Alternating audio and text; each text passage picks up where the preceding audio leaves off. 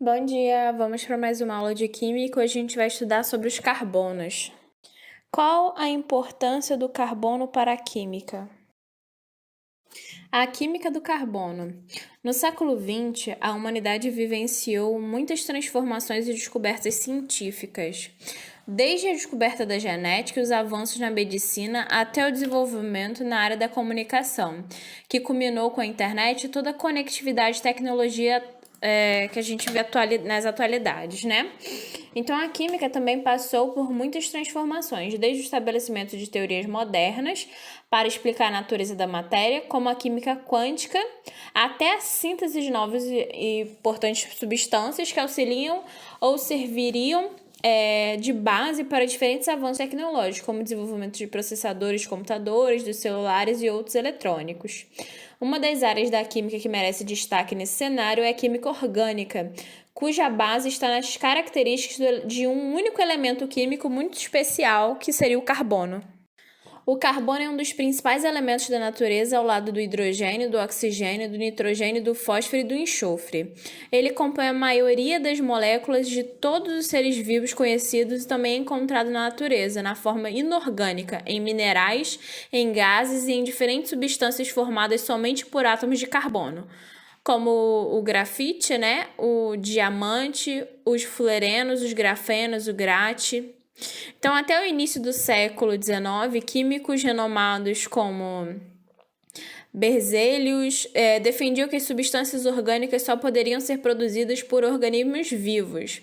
No entanto, em 1828, Euler, aluno de Berzelius, conseguiu pela primeira vez sintetizar em laboratório uma substância orgânica, a ureia, e a partir de uma substância inorgânica, o cianeto de amônia. A partir daí, intensificaram-se os estudos de síntese de novas substâncias orgânicas. Atualmente, conhecemos mais de 3 milhões delas. Talvez você esteja se perguntando, o que são essas substâncias orgânicas? Essas substâncias são constituídas por um ou mais átomos de carbono ligados entre si, e há átomos de hidrogênio, de oxigênio, de nitrogênio, entre outros. As moléculas orgânicas mais simples são compostas de pelo menos carbono e hidrogênio. O carbono possui duas propriedades que os tornam tão especiais.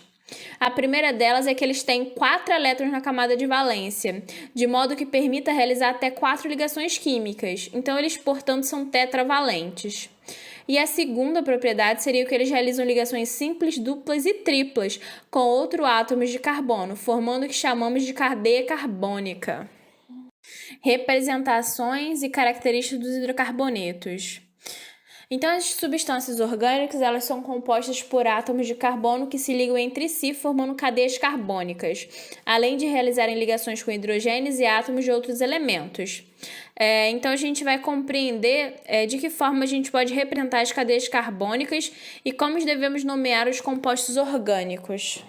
Então, nesse caso, a gente vai estudar os hidrocarbonetos, né? Como a gente viu em slides anteriores, hidrocarbonetos são funções orgânicas formadas apenas de carbonos e hidrogênios, tá? Então, agora a gente vai ver um pouquinho da nomenclatura. Como é que funciona a nomenclatura, né, de hidrocarbonetos?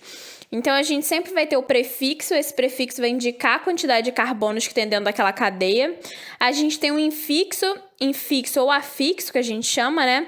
Ele indica o tipo de ligação, se a gente tem ligações simples, duplas, triplas ou duas duplas. E a gente tem o sufixo também, né? Esse sufixo vai indicar a qual função orgânica aquele composto pertence. No caso, a gente só está vendo hidrocarbonetos, então a gente só tem essa função orgânica. Então, aqui a gente tem uma tabela que está mostrando os prefixos, né? Quantidade de carbonos, então MET 1, ET 2, PROP 3, BUT 4, PENT 5, EC 6, EPT 7, OCT 8, NON 9 e DECT 10. A gente tem os infixos, né? Que pode ser simples, a gente representa pelo AN, dupla em, tripla em. E se a gente tiver duas duplas, a gente vai colocar o dien. E o sufixo, que se representa a função, que no caso seria o hidrocarboneto, usando o sufixo O.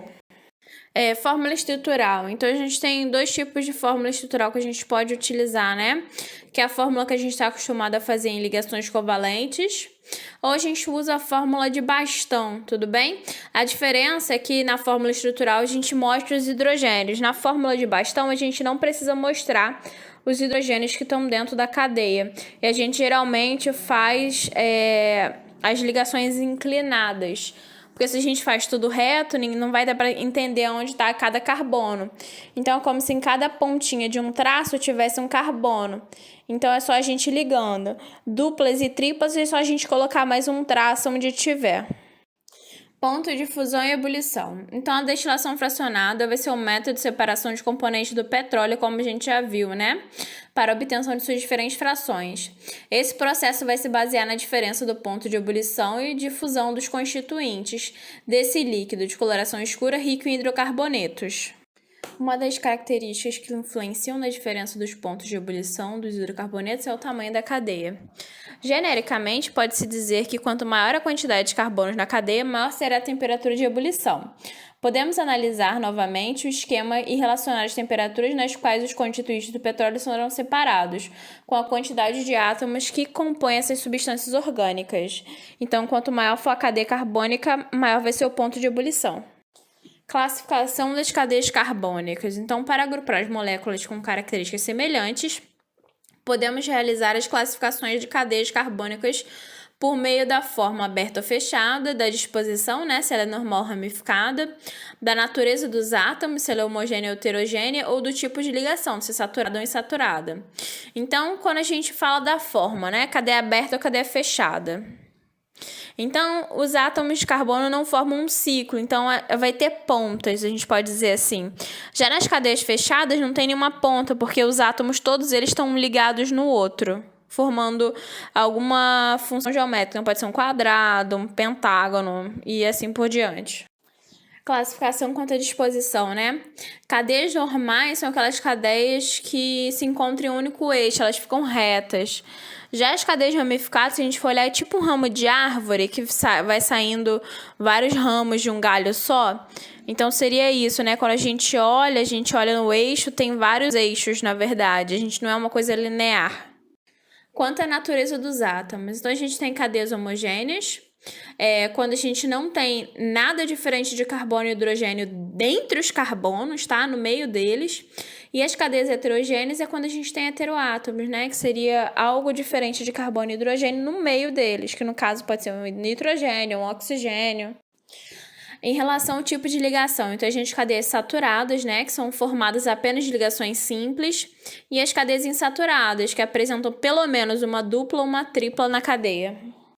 Então, pessoal, por hoje é só, tá? Eu espero que todos tenham uma boa aula, leiam a apostila, não deixem de fazer os exercícios e, em caso de dúvida, entre em contato comigo. Não esqueçam da nossa aula online, tá?